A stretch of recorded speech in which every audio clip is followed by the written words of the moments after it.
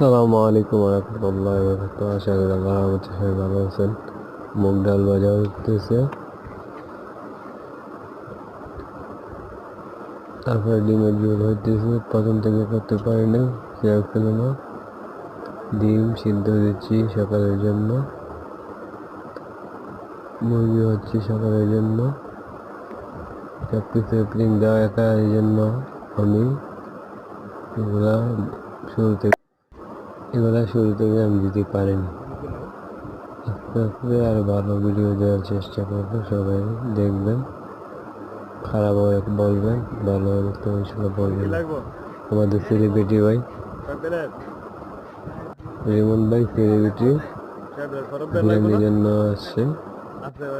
Celebrity ভাই বিরিয়ানি করতেছে, বিরিয়ানি শেষ হয়ে গেছে তো অগ্রিম আরো নিয়েছি সকালের জন্য।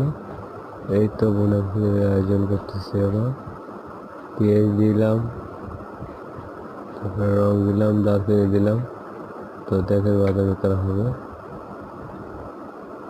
তারপরে মরিচ দিতেছি, মরিচ দিয়ে কতক্ষণ ছিটিয়ে ফেলবো মরিচ কি। তো মরিচগুলো কীভাবে কেটে দেখেন। একা একা ভিডিও করা খুব সুন্দর হয় না, খুব টাফ হয়ে যায়।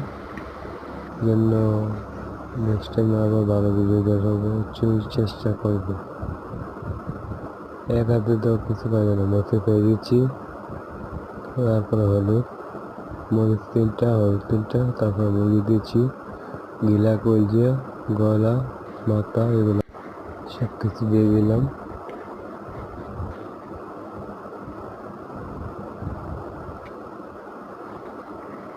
তারপরে ম্যাগি মশলা দিলাম, তারপরে টমেটো হয়ে যাচ্ছে।